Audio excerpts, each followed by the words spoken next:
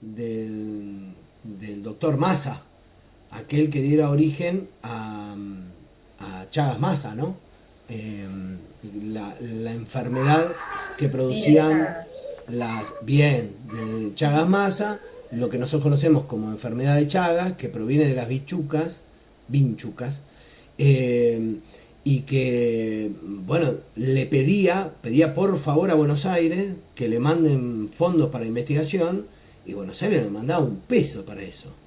¿Y por qué no le mandaba un peso? Porque la conclusión de su enfermedad tenía una de la investigación de la enfermedad tenía una magnitud que el Estado no estaba dispuesto a asumir. Eh, la conclusión a la que llega Massa es que eh, terminar con el Chagas no tenía que ver con una medicina, sino con eliminar las casas de adobe del norte argentino. Y para ello había que construir vivienda. Y para ello había que había que resignificar. Entonces, ahí es donde entra en juego esto de la libertad o no la libertad. Entonces, el Estado no le mandaba plata porque la solución que el tipo planteaba tenía un impacto social que el Estado no tenía ganas de asumir, digamos. Que era, y bueno, por eso se llama casas de fuego, porque la solución que él encontró era prender fuego a los ranchos, para que no haya más vinchuca. Entonces, bueno, nada, estas cosas que por ahí uno cuando presenta la literatura de esta materia parece sumamente engorrosa, pesada, mucho para leer, para poder entender hay que leer un montón y qué sé yo, que por ahí hay cosas que decir, ¿para qué estudio esto? Después cuando las pones en escena y lo propones al debate, se tornan, al menos un poco, y a mi juicio, obviamente que me encanta esta materia, interesantes. Pero bueno, vamos a darle una recorrida al mundo con la generación de la agenda científica o tecnológica, si a ustedes les parece. Arrancamos. ¿Alguno quiere decir algo más sobre esta carta en particular? Me gustó lo de Luis, esto de proponer la gestión de los talentos. Es algo que va a dar base a muchas cuestiones que hoy están en boga, digamos, para la educación, incluso. Pensar en la gestión de talentos, que es algo que pasó de largo durante mucho tiempo del siglo XX, ¿no? De cómo hacerlo. Hay en Estados Unidos un principio, digamos, a partir de esta carta en particular, que tiene que ver con la generación de dos cosas. Dijimos, primero, financiamiento para la investigación, pero no solo eso. Dijimos, transversalización de los conocimientos, que todo el mundo sepa lo que estamos haciendo o los conocimientos que ha desarrollado la ciencia.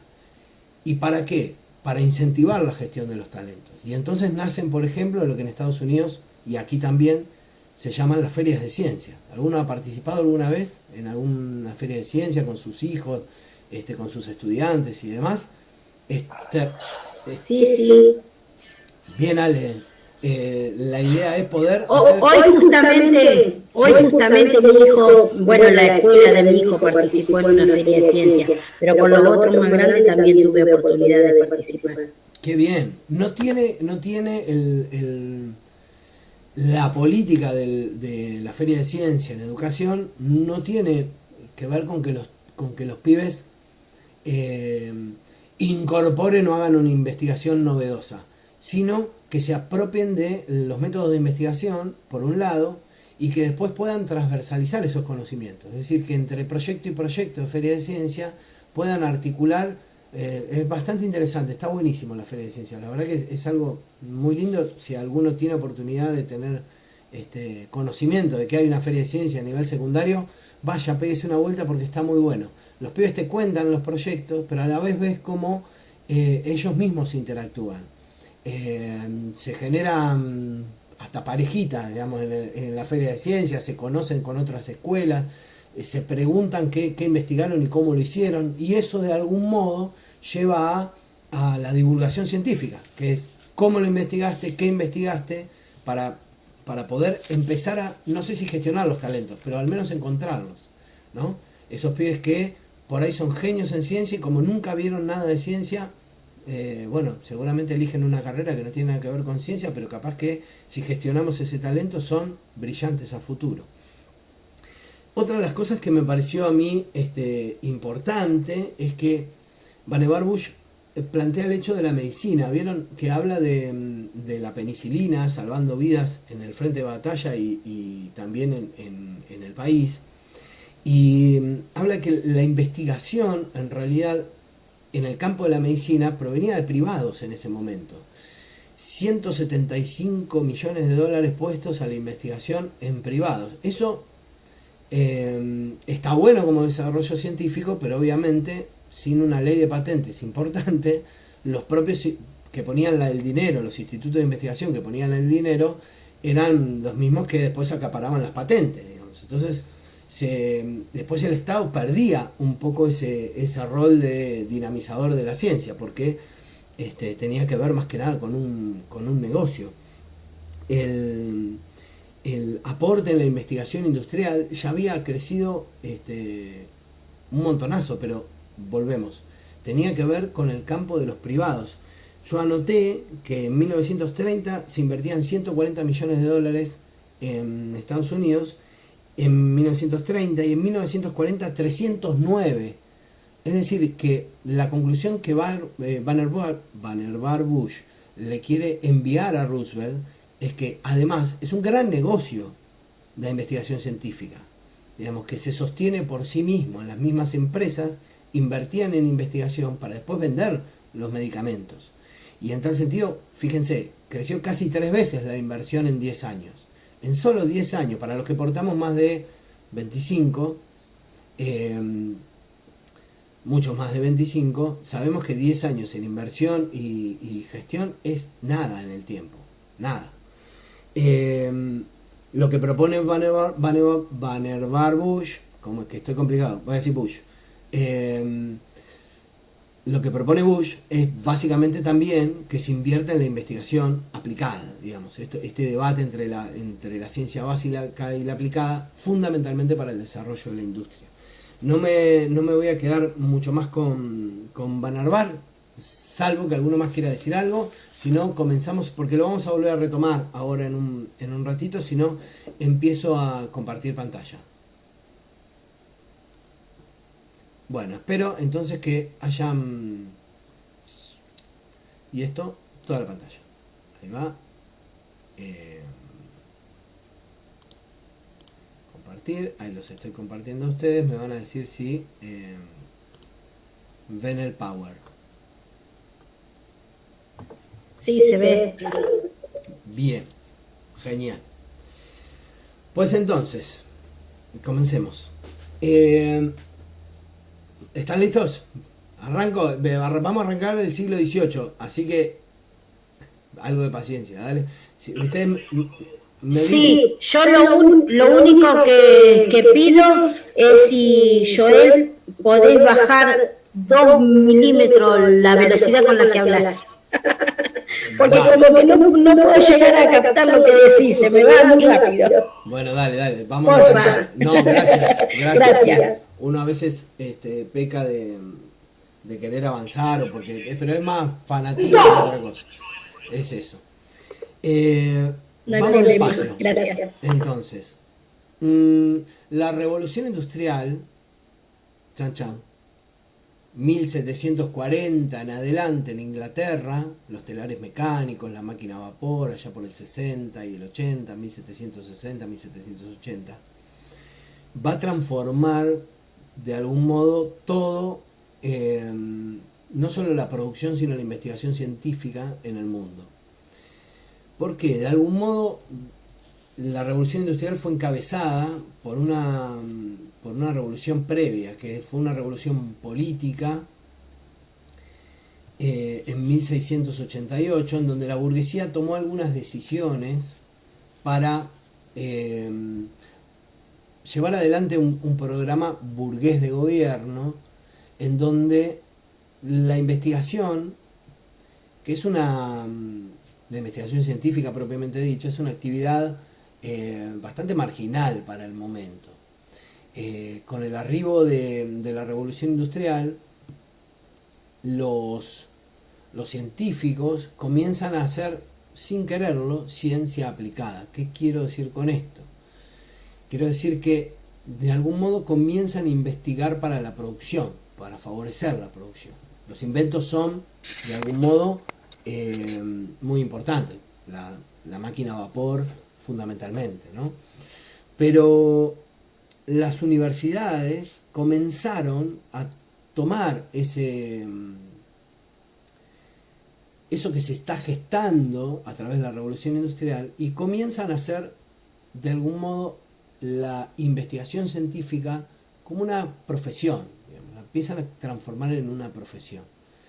Esto de ser investigador era algo que hasta entonces, si uno lo era por hobby, digamos, no era porque era una profesión propiamente dicha, nadie podía vivir de ello. En tal sentido, en el mundo comienzan a aparecer universidades de índole científico y de investigación. Empiezan a aparecer universidades cuyo espíritu no es la transmisión de conocimientos, sino la investigación en ciencia y tecnología. Para ese momento no se llama tecnología, sino técnica, digamos. Empiezan a aparecer ligados al desarrollo industrial los institutos de investigación científica, en su gran mayoría privados. Este es el caso en que casi todos los países fueron por una agenda científico-tecnológica, ya si se quiere, arribando al siglo XX, durante todo el siglo XIX hubo todo un fortalecimiento de las ciencias básicas, apoyados, para no decir financiados, por los privados. En ese marco es que aparecen incluso fundaciones que comienzan no solo a investigar, sino que son puntales de apoyo para las agendas científico-tecnológicas en el mundo, digamos. Yo aquí les cito dos ejemplos de la Fundación Rockefeller y de la Fundación Ford, en donde se ponía mucho dinero en la investigación aplicado a los caracteres del mercado, de algún modo. Sin embargo, entonces, en principio, por un lado, la investigación científica, como bien traía a escena Luis y Franco, libre, aportada desde los privados, dirigenciada a la industria, pero en ciencia básica. Esto quiere decir, hay libertad para investigar siempre y cuando se tenga una idea de que esa investigación pueda aportar a la ciencia, en un futuro al menos, a la industria, perdón, en un futuro al menos. Estas son instituciones cabeceras que hicieron de la innovación en la investigación científica puntapié de inicio en muchas partes del mundo, pero en casi todos los lugares del mundo aparecen institutos de investigación o agencias científico-tecnológicas de índole privado, ¿no? El Estado parecía relegar un poco de ello, fundamentalmente en el periodo de entreguerras. Sin embargo, la Unión de Repúblicas Socialistas Soviética, si hay alguien muy joven, me avisa si no conoce de qué país hablamos, hoy lo conocemos como Rusia, viene de un periodo bastante interesante a analizar desde lo económico incluso. Estados Unidos y los países occidentales en su totalidad, aquellos que dependían de las doctrinas económicas del capitalismo, fueron muy afectados por la crisis del 29. Vuelvo, si no saben qué es, me paran y yo aclaro. La crisis del 29 es el crack de la bolsa de los Estados Unidos, que lleva a que Estados Unidos mismo tuviese un 50% de parados, es decir, de desocupados en su país, con una industria prácticamente quebrada, y que se traslada a Europa fundamentalmente porque Estados Unidos aportaba a la reconstrucción europea después de la Primera Guerra Mundial. y que por ende se transfiere a todos los demás países de la periferia, que dependíamos, y acá nos cito a nosotros también, que dependíamos de las exportaciones a Europa.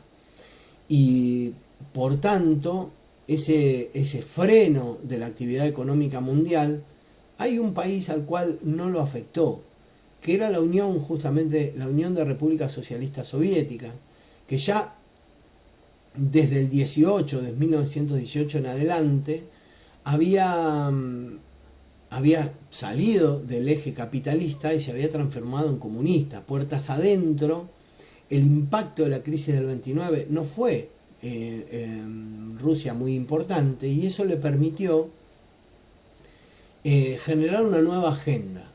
El gobierno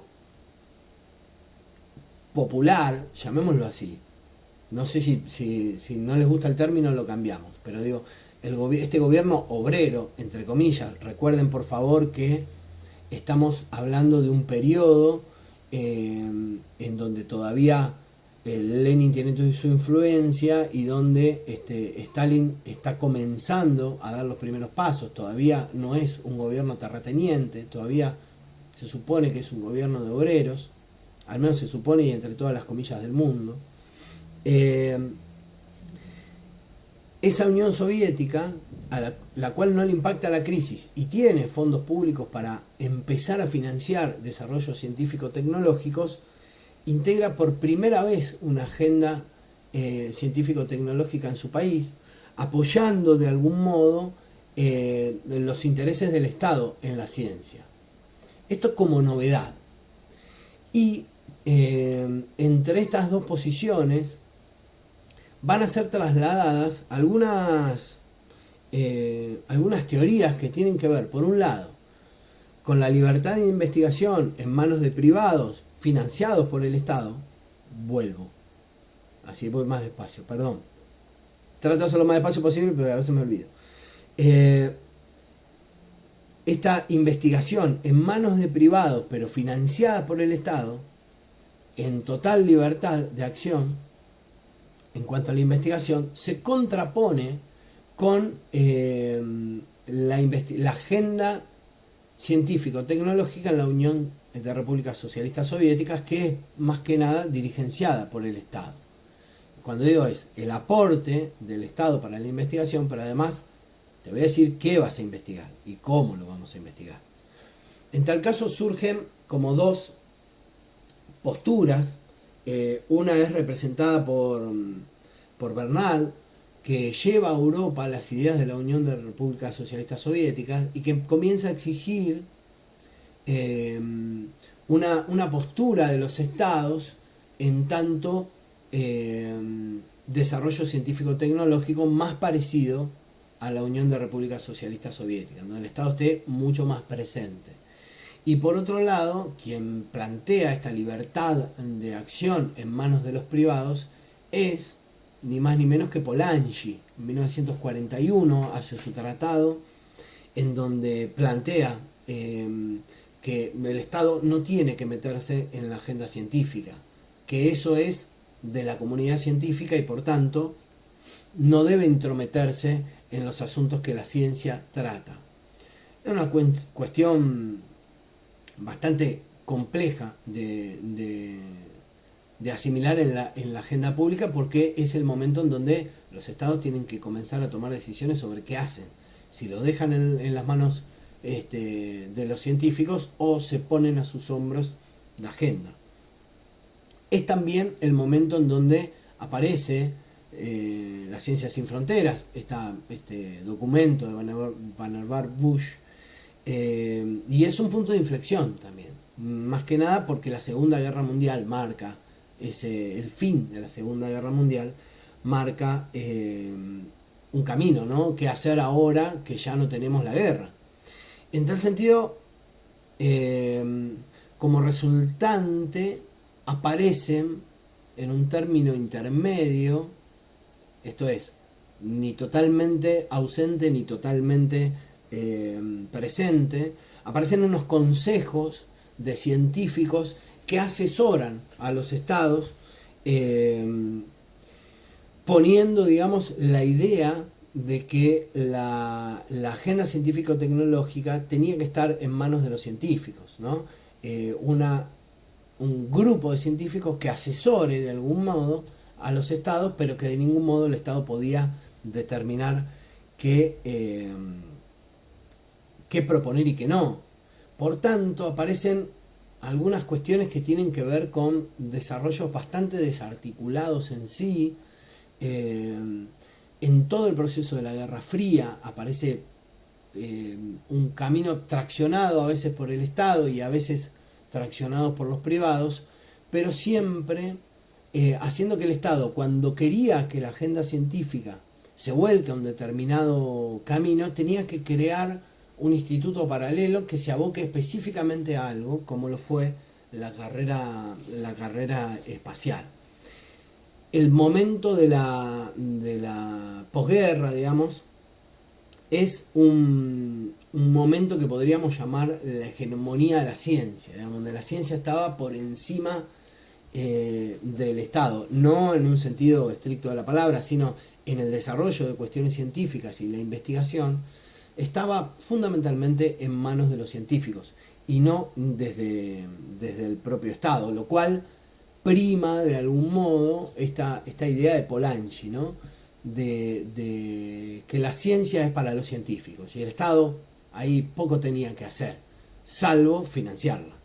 Y por el otro está de Bernard, que nos pone en una situación donde el Estado no solo tiene que financiar, sino que tiene que apropiarse de una agenda pública científico y tecnológica, que son como cosas contrapuestas. Lo podemos debatir un montón esto, de que a ver qué piensan los demás. Yo no los estoy viendo, no sé si se quedaron dormidos o algo así, porque veo también la pantalla junto con ustedes. Pero, ¿qué les parece a ustedes? ¿Cómo tiene que ser esa relación? ¿Qué opinan? ¿El científico investigando sobre lo que a él le parece o el Estado proponiendo, acompañando y financiando y dirigiendo la agenda científico-tecnológica?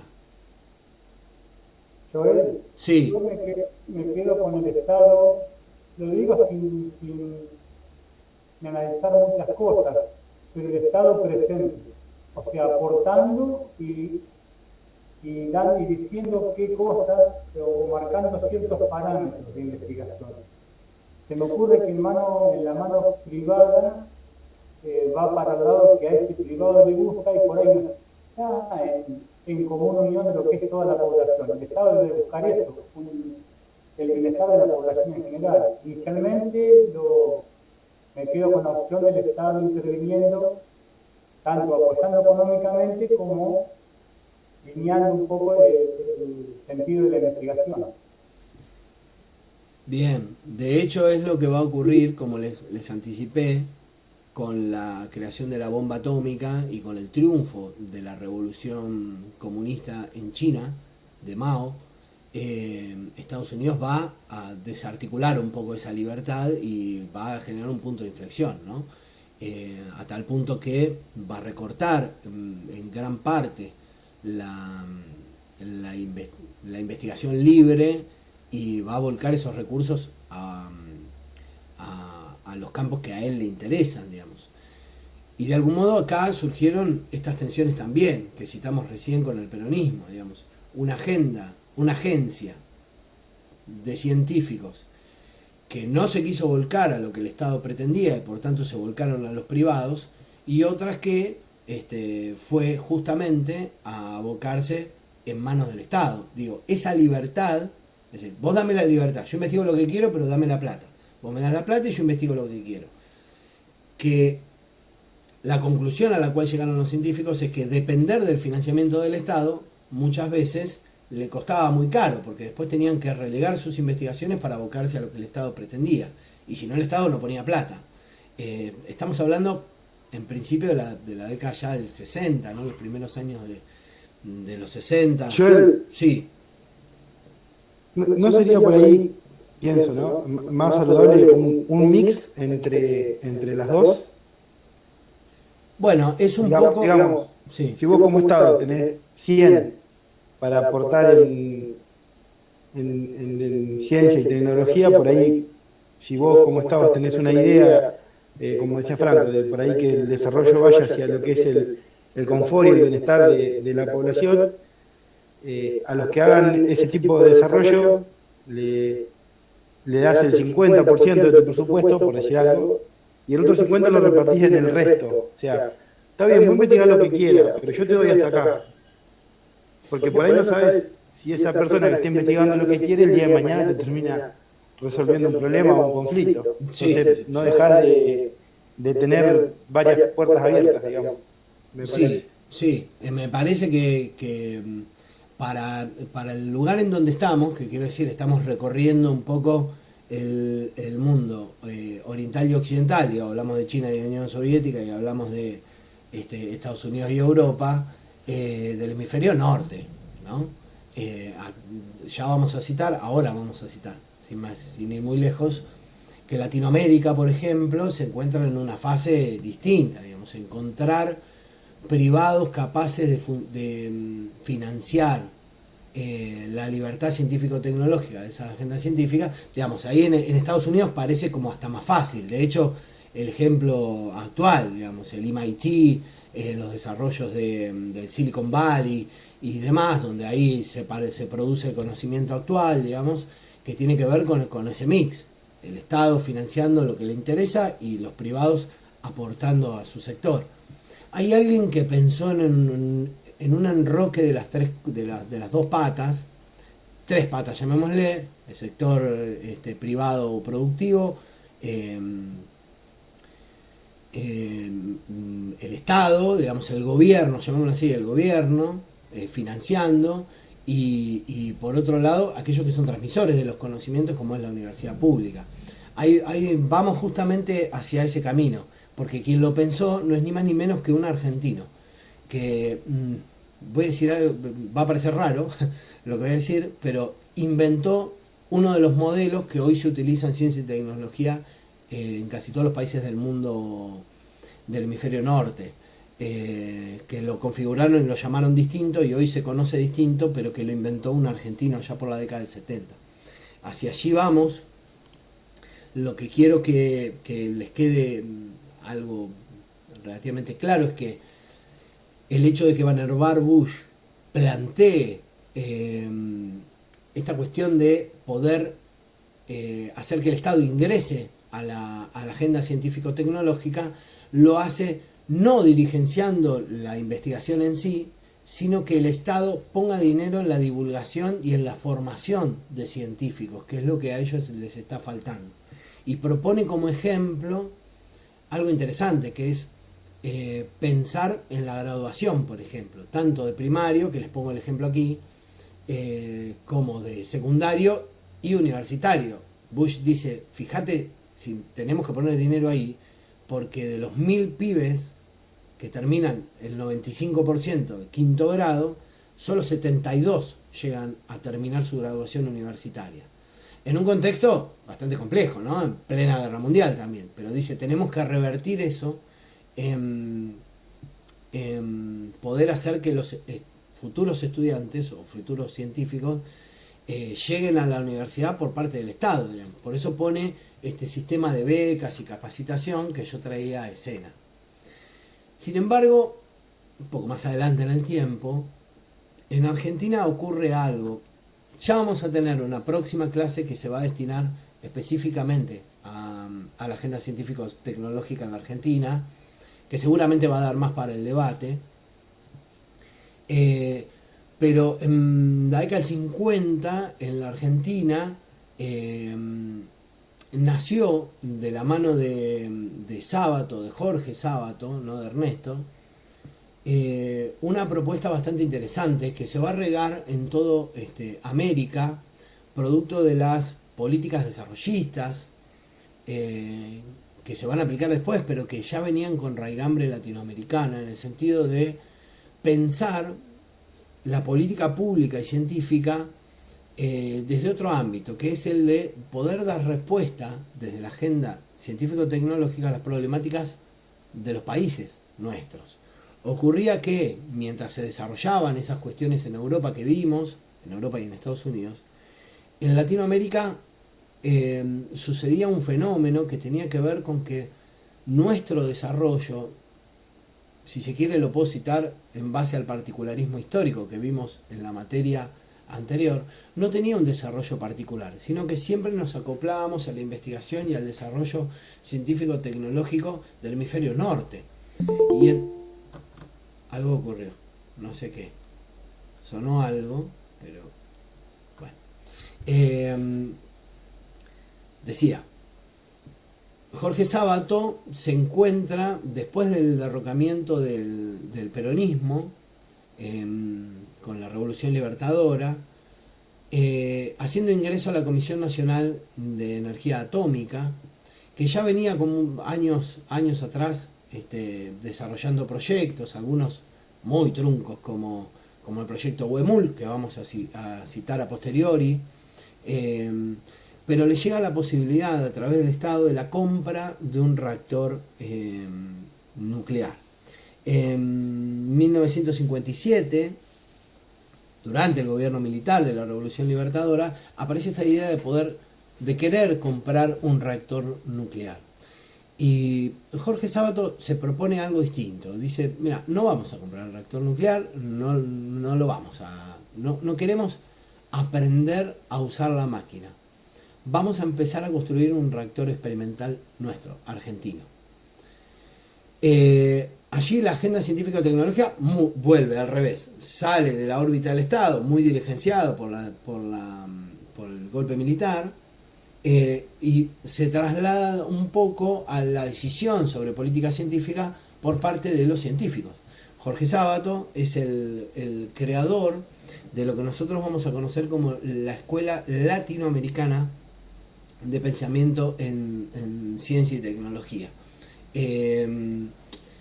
La idea de Sábato, que después empieza a regarse por Brasil, casi al unísono, porque se conoce... Joel, discúlpame que te corte. Sí. Una compañera avisó que está esperando que la aceptes para estar Entonces, en entonces el ruido era ese. A ver. ¿Y cómo dejo de...? Anterior. Vamos para atrás. Fin de presentación. A ver. Y ahora, ahí estoy. Admitir. Mariana Lacoste. Bueno, cualquier cosa me vuelven a avisar. Hola.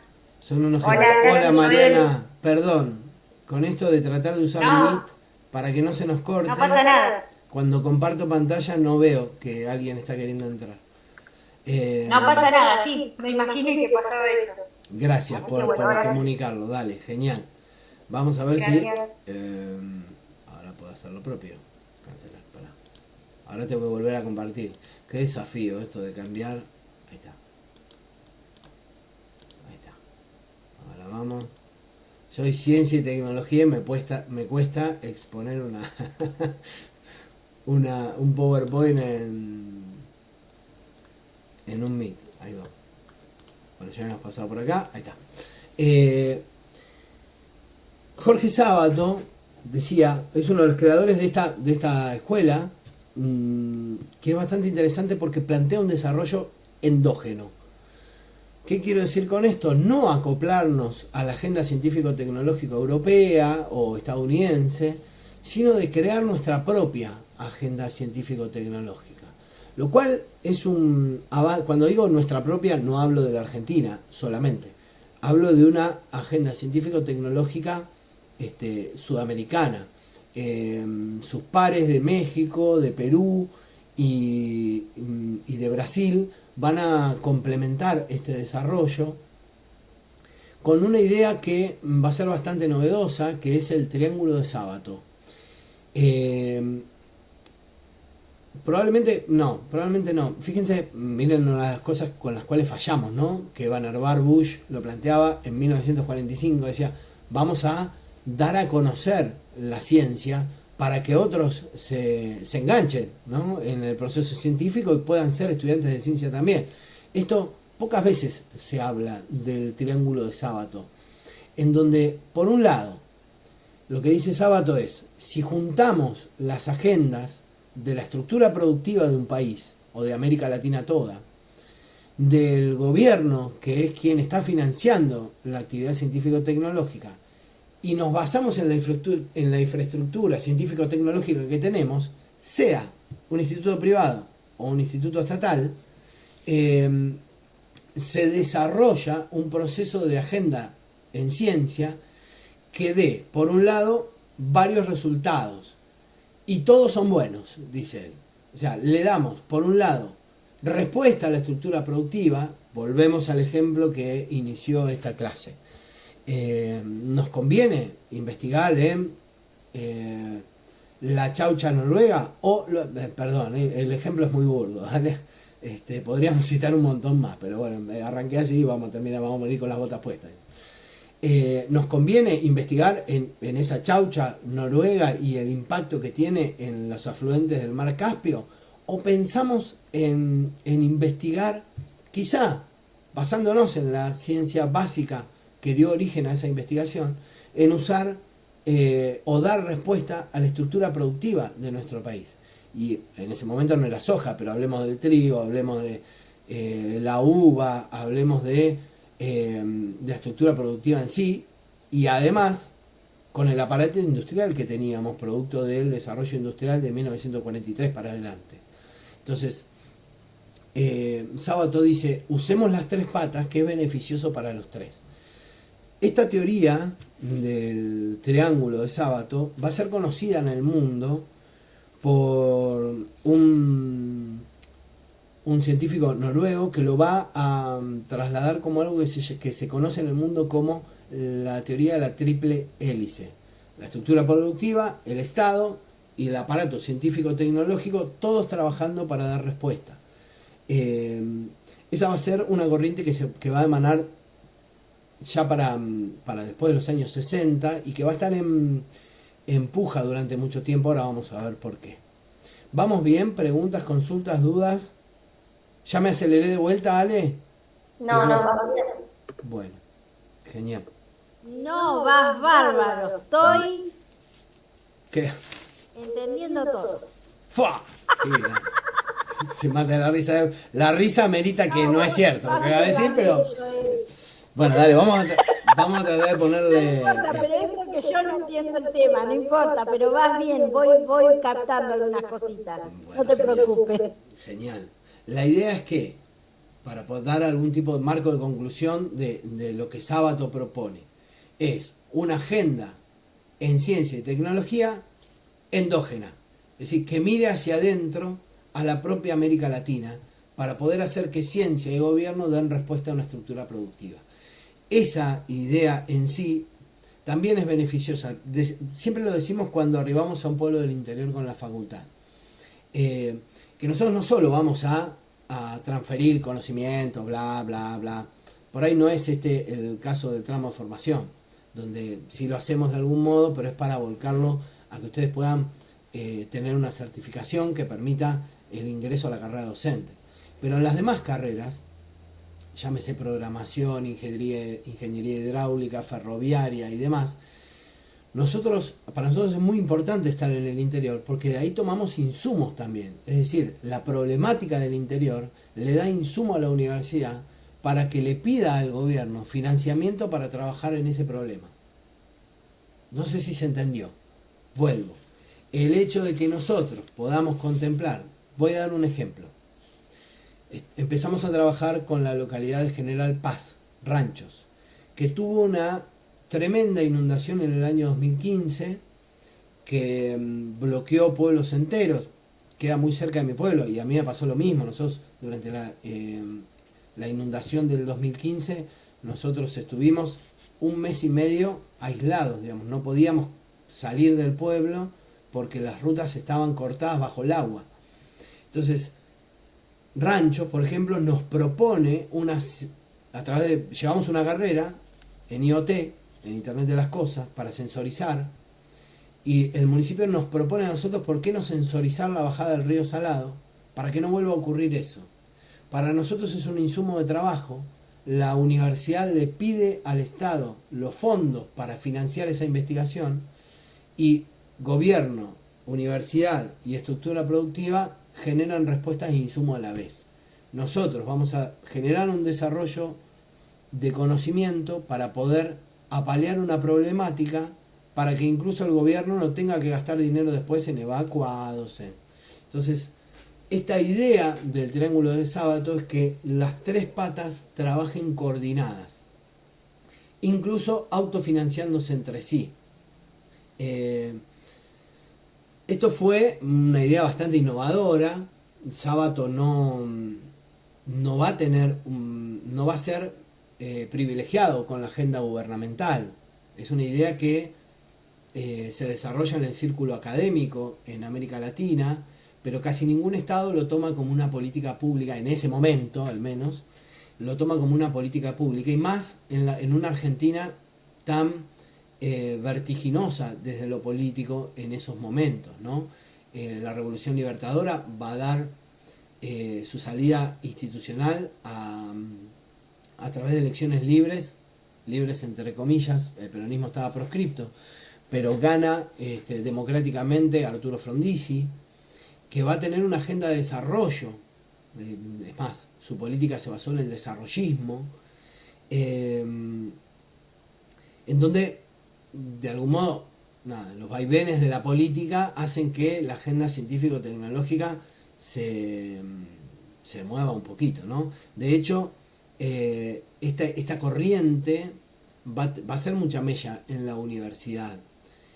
A partir de los años 55 en adelante, 58 si se quiere, con la creación de lo que ustedes conocen como el CONICET.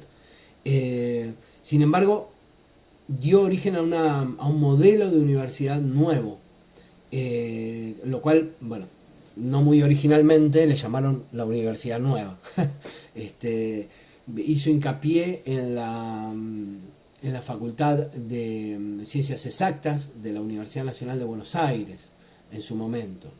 Era una universidad planteada desde el punto de vista de la investigación y orientada a la excelencia en investigación en biología y en ciencias exactas. Eso dio origen a un grupo selectivo de científicos que manejaban esa investigación, que de algún modo daba respuesta muy interesante a la investigación básica. Este proceso de la Universidad Nueva se va a ver trunco, producto de la Revolución Argentina, que va a dar un militar, el señor Onganía, en 1966, al gobierno popular de Arturo Illia, y que, como seguramente muchos de ustedes sabrán, ese gobierno veía a las universidades como un eje del comunismo en América Latina. Bueno, una locura, pero bueno.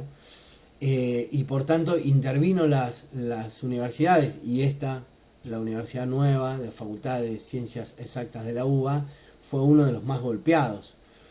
Los que algo conocen de historia recordarán la Noche de los Bastones Largos de Onganía, en donde fue descabezada la cúpula de esta facultad en particular, los presos, las fotos de los medios con los estudiantes presos en la calle, etcétera. Digamos, algo que la verdad que no está bueno recordar siquiera, porque era una locura pensar en la infiltración comunista a través de la Facultad de Ciencias Exactas, que además había dado origen a una nueva universidad. Me parece hoy todavía una suerte de locura. Pero de algún modo generó nuevamente un cambio de agenda este gobierno, que va a romper con esta idea de incluso la Comisión Nacional de Energía Atómica, que venía pensando en el desarrollo de políticas científicas para dar respuesta al sector productivo, que va a finalizar. Sin embargo, como les comentaba recién, a ver si podemos, ahí está. Para los años 60 hay, como les decía recién, digo, con Frondizi, aparece toda una visión nueva del desarrollo. En Europa nace la OCDE, de la cual creo que en la otra materia vimos algunos índices y demás, con los índices educativos a nivel mundial, etcétera, que es esta Organización para la Cooperación y el Desarrollo Económico, que va a instrumentar algunos lineamientos. Es una organización multinacional que va a dar algunos lineamientos en cuanto a la política científica tecnológica también en el marco de la educación, pero va a ser quien va a lograr un determinado grado de influencia que va a hacer que muchos de los países del mundo se orienten a esos documentos de esta organización,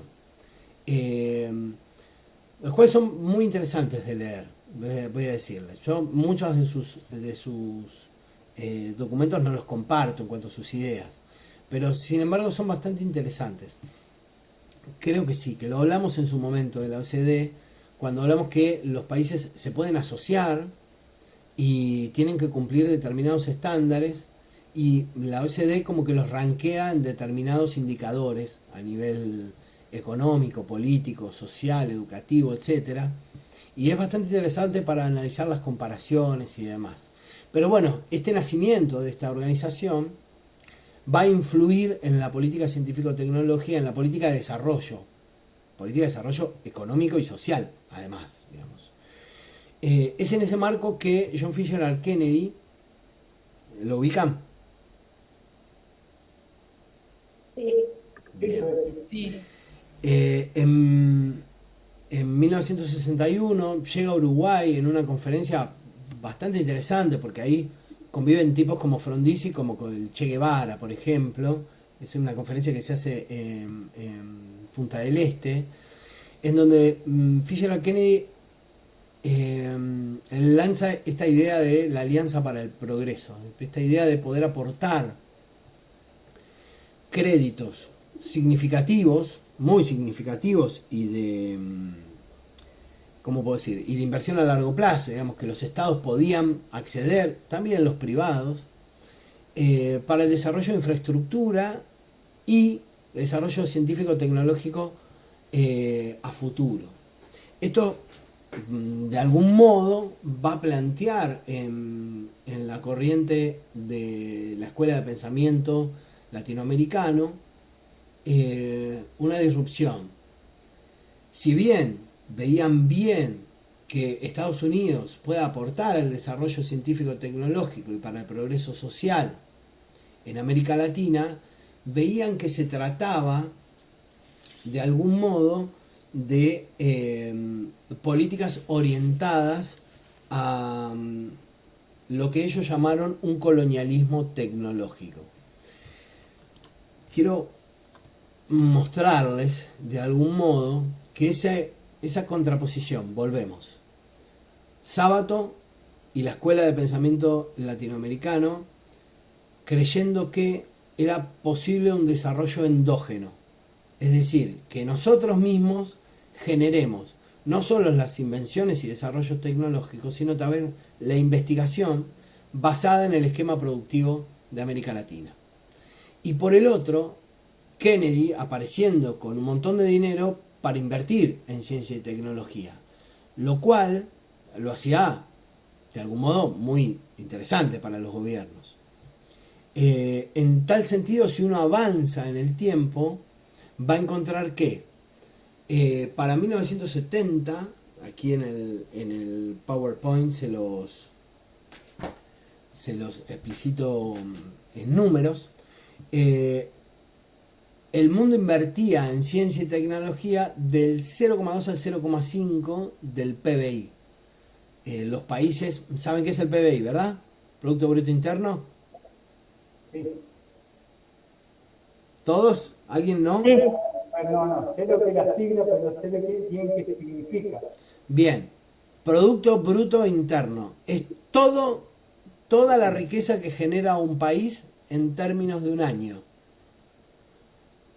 Todo lo que produce el país, privado, Estado, toda la riqueza que produce el país en términos de un año. Pero eso es bruto, no es el saldo. No, es bruto. Todo lo que producimos. Todo lo que producimos. De todo lo que producimos, hablábamos para 1970 del 0,2 al 0,5% del PBI aportado a ciencia y tecnología. Obviamente, quienes más invertían en ello eran los países denominados de algún modo centrales. Yo sé que va a venir la pregunta, estoy prendiendo la tablet a la vez para poder dar respuesta. Yo sé que va a venir la pregunta de cuánto invertimos, ¿no? Y ahora sí, al final de esta clase vamos a charlar un rato de ello. De algún modo, los países de la periferia, llámese América Latina, que en ese momento eran definidos como países en vías de desarrollo, ahora vamos a hablar un poquito de ello, aportábamos el 3% de esa inversión mundial en I+D, ¿no? En investigación y desarrollo. De los 96.500 millones de dólares, los países en desarrollo, y acá no es solo América Latina, sino todos los países en vías de desarrollo del mundo, invertían solo el 3% de ese total. Por lo cual, pareciera que de algún modo la política que la OSD quería proponer, digamos, para gente como Sábato, se veía como este colonialismo tecnológico. Ahora vamos a hablar por qué, de ello, y nos vamos a situar en Argentina. Ellos planteaban la inversión en el campo científico-tecnológico desde una articulación con los proyectos agrícolas ganaderos, digamos, porque decían que el mundo necesitaba alimentos y por tanto la periferia tenía que dedicarse a la producción de alimentos en corrientes científico-tecnológicas que dieron origen incluso al hoy tema de los transgénicos, por ejemplo, una investigación de 30 años hacia atrás. Y en tal sentido pensaban en la infraestructura para poder sacar esos desarrollos agrícolas ganaderos de cada uno de los países americanos, en este caso, y mundiales de la periferia, y en la generación de energía. Estos parámetros permitían que la Alianza para el Progreso pudiera poner dinero en estos caracteres específicos con desarrollo de la Organización de Estados Americanos, la OEA, que allí figura ahí abajo, y del Banco Interamericano de Desarrollo. De esta manera, dejemos de compartir. Pero ahora los perdí a ustedes. ¿Están por ahí? Sí, los veo. Ahí está. De esta manera, de algún modo, se veía como algo muy interesante que nos manden dinero para la investigación científica y para el desarrollo industrial de nuestros países, pero limitaban ese desarrollo a un desarrollo que le convenía al norte, llamémosle así, de esta relación norte y sur que es bastante despareja, ¿no? En donde nos proponían de algún modo hacer lo que los científicos renegaban de los gobiernos. Ya dijimos, los científicos decían, no, pará, vos dame la plata, pero no me digas en qué tengo que investigar. Y ahora aparecía Estados Unidos con un montón de dinero diciendo, ¿quieren investigar? Acá está. Investiguen en esto, que es lo que nosotros necesitamos.